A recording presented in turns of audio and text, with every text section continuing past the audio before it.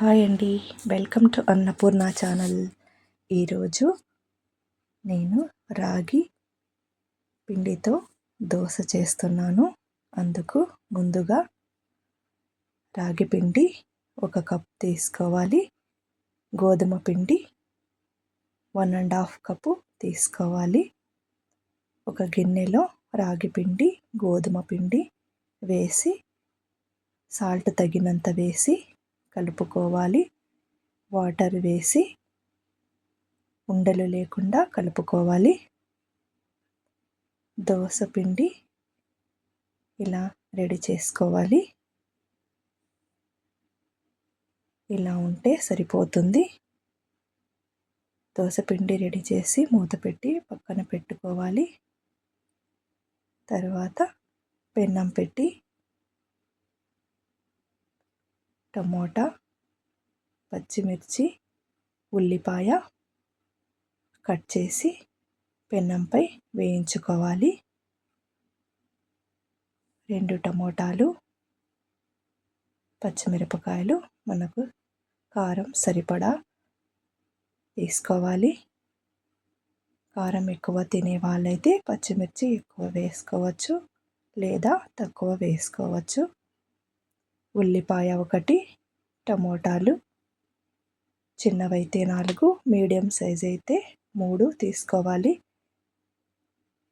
Tomato, ఉల్లిపాయ, పచ్చిమిర్చి వేసి పెన్నంపై 1 స్పూన్ ఆయిల్ వేసి వేయించుకోవాలి. మిక్సీ గిన్నె తీసుకొని అందులో పల్లీలు వేసి వేయించిన పల్లీలు వేసి అలాగే టమోటా, ఉల్లిపాయ, పచ్చిమిర్చి వేయించుకున్నవి అందులో వేసి వెల్లుల్లి 5 తీసుకొని వేసుకోవాలి. ఒకసారి అలా గ్రైండ్ చేసుకొని ఆ తర్వాత ఒక చిన్న గ్లాస్తో వాటర్ వేసుకోవాలి. వేసి గ్రైండ్ చేసి చట్నీ రెడీ చేసుకొని ఒక గిన్నెలో చట్నీ వేసుకోవాలి. చట్నీలోకి పోపు కోసం స్టవ్ ఆన్ చేసి చిన్న బాల పెట్టి అందులో ఆయిల్ 1 స్పూన్ వేసి జీలకర్ర కొంచెం వేసుకోవాలి.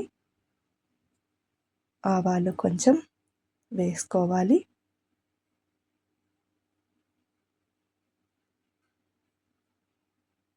కరివేపాకు కొంచెం వేసుకోవాలి. వట్టి మిరపకాయలు 3 వేసుకోవాలి. అంతే, పోపు రెడీ అయింది. చట్నీలో వేసుకోవాలి. దోశ కోసం స్టవ్ పై పెన్నం పెట్టి ఉల్లిపాయ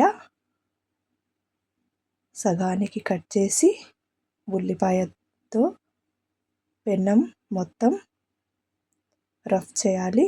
ఇలా చేయడం వలన దోశ బాగా వస్తుంది. పెన్నంకి అతుక్కొని ఉండదు. ఒకవైపు కాల్చుకొని మరోవైపు కాల్చుకొని పల్లి పౌడర్ వేసుకొని దోశ తీసి ప్లేట్లో వేసుకోవడం.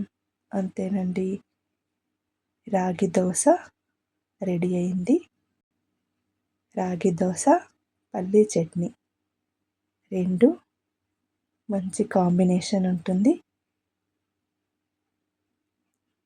చాలా ఆరోగ్యానికి మంచిది. అన్ని ఏజ్ల వాళ్ళకు చాలా మంచిది.